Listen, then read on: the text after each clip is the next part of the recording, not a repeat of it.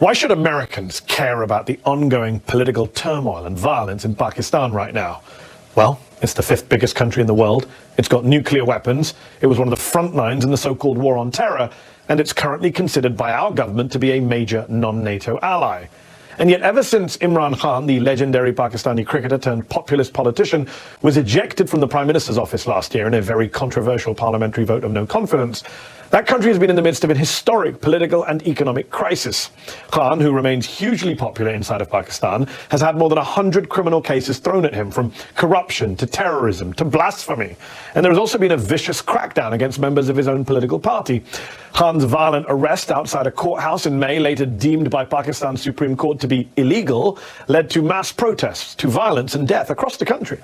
According to Human Rights Watch, while some of Khan's supporters did use violence and attacked property and the police, the Pakistani authorities, quote, used excessive force against protesters, restricted access to the internet and to social media, and carried out mass arrests. More than 4,000 people detained, many of them arbitrarily.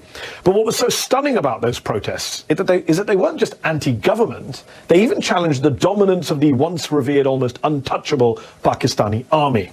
See, that country of more than 250 million people, which has long aspired to be a functioning democracy, has been ruled, directly or indirectly, by the military for most of its 75 years of independence.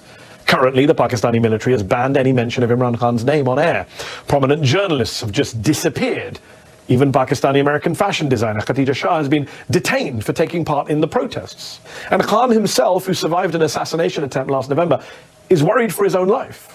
The former Prime Minister, who is accused of cozying up to Vladimir Putin and Xi Jinping, hasn't had much support, though, from Western capitals, and he himself accused the Biden administration of being behind a coup against him, an allegation that the State Department has denied and that Khan has since backed away from.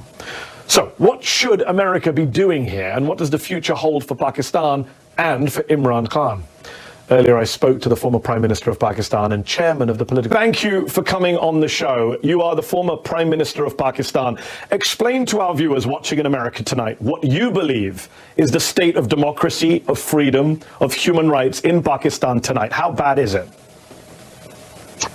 Well, Mehdi, for some of us who've seen the evolution of our democracy over the last, especially 20 years, because you saw General Musharraf's martial law, and then in that martial law, we saw what was called the lawyers' movement for the independence of judiciary. And during that time, the media asserted its independence. So we were moving towards a democratic system. Two governments came in, stood for 5 years, and then left elections. Another government took over. So we're moving towards, what we hoped would be genuine democracy, because normally we had a hybrid system. Even when the army was not in power, they really controlled the levers from behind. But what is happening right now is a total dismantling of our democracy. It's not a question of what is happening to my party or to me, or these 170 cases and so on, or whether I'm in jail, or these are not one, but two assassination attempts on me.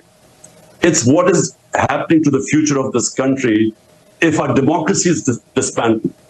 Because rule of law, democracy, and prosperity go hand in hand.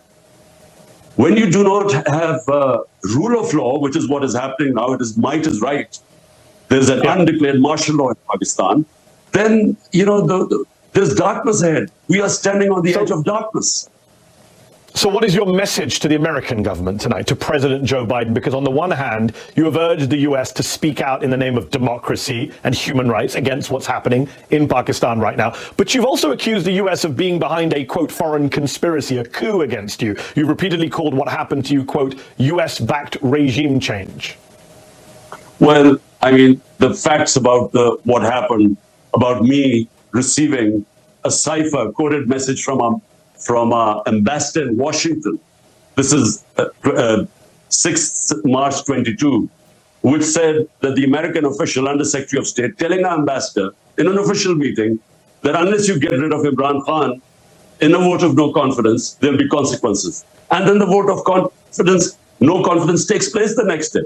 And within weeks, my government is gone. So I merely stated the facts. And by the way, I put the cipher in front of the cabinet, in front of the National Security Council, and there was an official protest from Pakistan for interfering in our internal affairs. But that's behind me.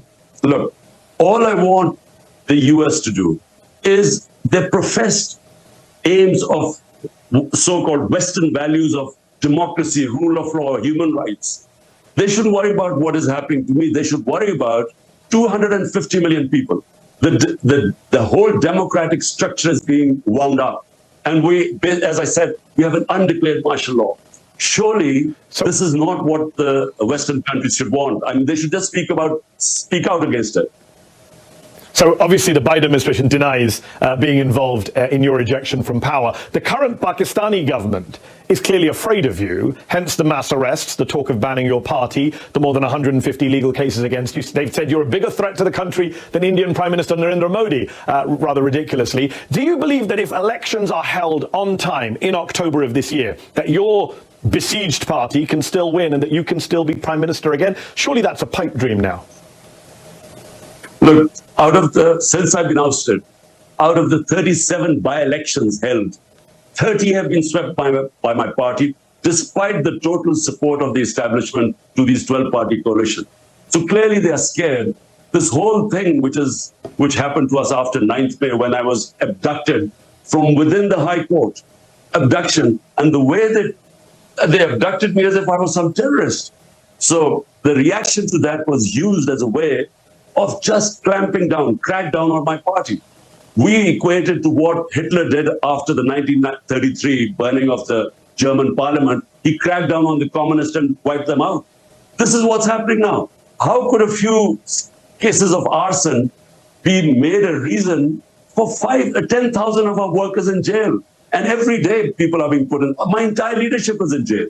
The only way the leadership can come out of jail if they renounce being part of my party. So it's never happened in this country before. Women have never been put in jail. The entire media has been muzzled.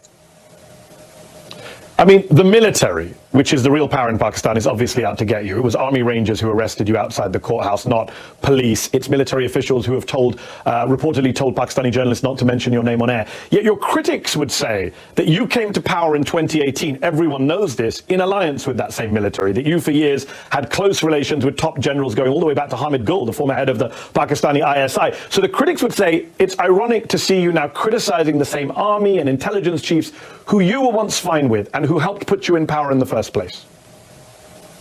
Firstly, just to correct you, I was abducted by the Rangers from within the court. I was actually sitting in the courtroom. So, just to correct you. And the Supreme Court declared it illegal, and so yes. That's why I was bailed out. Look, in Pakistan, Mehdi, the military has directly or indirectly ruled Pakistan for 70 years. 3 times martial law, and then the other times because they're entrenched.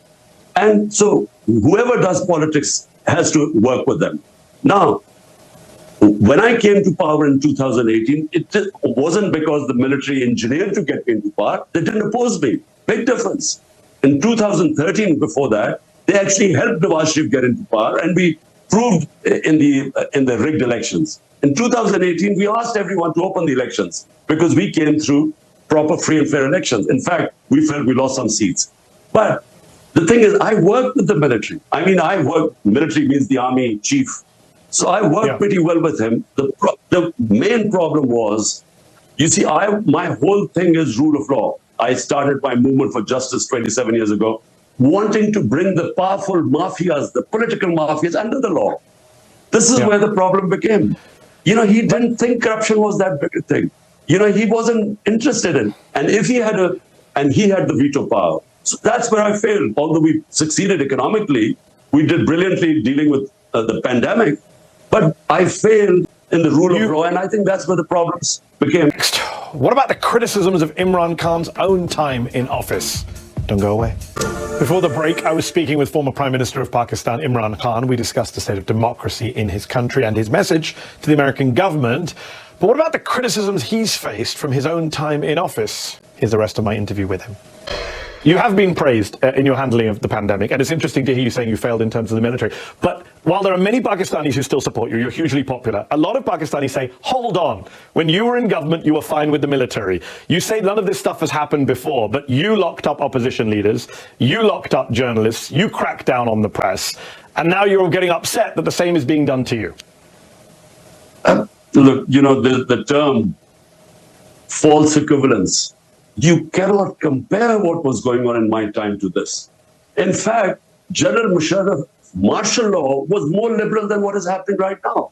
I mean, in our time, you can just name me which channel did we close? I mean, which journalists left the country? 4 of our top journalists have left the country. A fifth one wrote a letter to the Supreme Court Chief Justice that his life was in danger. He escaped. He was killed in Kenya. Our best journalist right now, Arshad Sharif, and best Imran Riaz, he's disappeared for 40 days. Yes. I mean, but Chairman Khan, I'm not going to dispute. I'm not going to dispute what's happening now. I'm very critical of what this government's done. It's not about equivalence, though. It's about that on your watch, you did a lot of these things. Maybe not as badly as the current government, but Reporters Without Borders, for example, they called you a press freedom predator in 2021. They criticized you at the time for threatening, abducting, and torturing journalists. That happened on your watch. Hamid Mir, a very famous Pakistani journalist, he wrote just last month for The Guardian that when you were in office, he wasn't allowed on air, even though you had once called him a favorite anchor. So the problem is that a lot of this stuff did happen on your watch. You were not a champion of the free press. So people say, hold on, now you're saying it's bad when it happens against you. Firstly, Mehdi, the only time that I found out about a journalist being picked up and disappeared was a guy called Matiullah Jan. The next day I got him back. The problems we had were we were at the tail end of the war on terror. And the establishment was very worried about any criticism about it. So they were responsible for a few guys who were picked up, but this was nothing compared to what's going on. The only thing what we tried to do was there was fake news on social media, and that was, causing havoc because there would be slandering people and so on. That's the only thing we tried, but when there was opposition from the media, we didn't even bring those laws in. But again, I mean, there is no comparison what is happening right now. My name cannot be mentioned on media. Hold on. When you were Prime Minister, Nawaz Sharif's name couldn't be mentioned on air either. That's what your critics would say. You did the same thing to Nawaz Sharif. Not at all. No, look, Nawaz Sharif was convicted by the Supreme Court. He then faked these illnesses and somehow managed to bring out these tests which said he was about to die. Then his brother gave an affidavit that he's just going 2 weeks for treatment to come back. A convict. He goes to England and suddenly all illnesses disappear, and then he starts giving lectures to Pakistan. He was a convict. You can't compare what was happening to me. I'm not convicted of anything. But the media couldn't say his name. I'm no fan of Nawaz Sharif. I'm just saying his name couldn't be mentioned on air. We're almost out of time, but I got to ask, do you have any regrets about what you did in office, especially with the military, given what the military is now doing against you? What would you go back and do differently if you could? Last question. Well, just firstly, given what happened after I came into power, I should have actually, with a weak coalition government, I should not have taken power. I should have gone for elections again. Because you can't bring reforms and changes, and especially rule of law, if you have a weak government. And if I have to do it again, look, this hybrid system cannot work. If you are an elected prime minister, you must have the authority to implement your reforms. It cannot work that you have the responsibility because you're elected, but the authority is shared, and the army chief has a veto power. This sort of system is doomed to failure. And Pakistan, what it faces right now, huge economic problems, the worst economic situation in our country.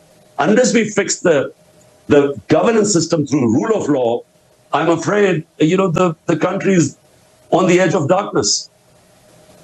There's no doubt there's a massive political and economic crisis in Pakistan right now. We appreciate you taking time out to speak to us, and I do hope you stay safe. Imran Khan, former Prime Minister of Pakistan, thank you.